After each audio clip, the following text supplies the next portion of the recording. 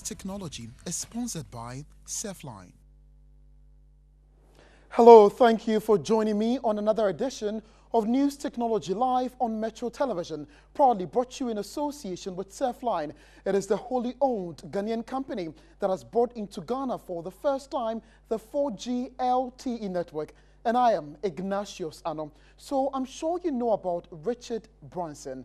His founder and president of Virgin Airlines and also the Virgin Galactic. He had a huge dream, taking tourists to space.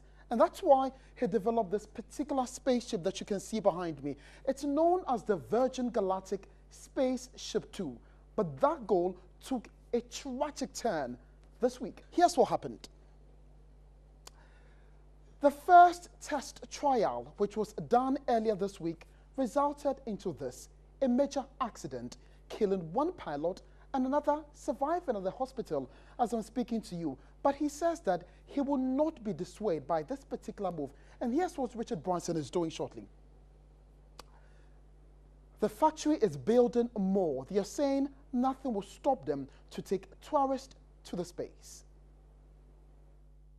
Virgin is focusing its attention on a second model of Spaceship 2, which has the potential to become the first commercial passenger space liner. The 60-foot-long craft would lift passengers just past the edge of space, where they would be allowed to unbuckle for about 6 minutes of weightlessness before being transported back to Earth.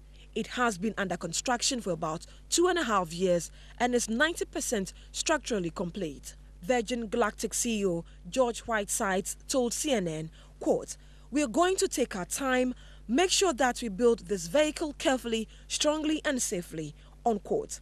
He said the company is confident in its technology, saying, quote, "We fly every day on airplanes that have had accidents. You do that because you know that fixes have been made, that those vehicles are improved over time.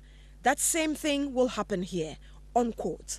While federal investigators try to figure out the causes of the Spaceship 2 disaster, the company says it has the green light to continue work on the second module. It could be ready for testing in maybe 5 to 6 months, Whitesides said. He said the early results of the investigation suggest that they will be able to figure out any potential fixes that will not imply serious changes to their airframe. The National Transport Safety Board has ruled out issues with the engine and fuel tanks and is apparently looking into whether the feathering system, which is designed to slow the spacecraft, deployed prematurely.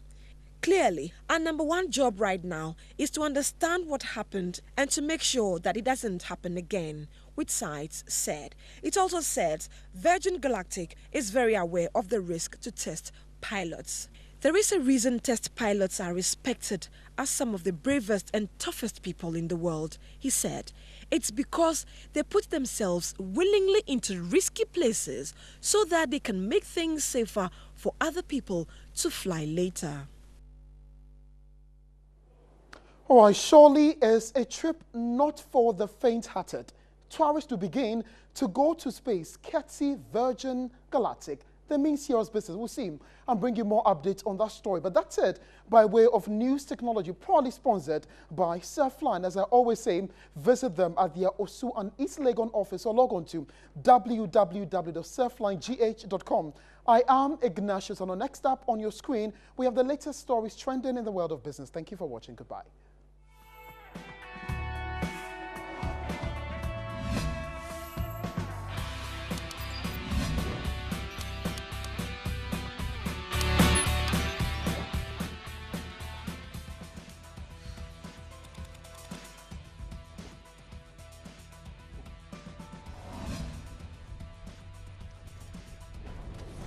News Technology is sponsored by Surfline.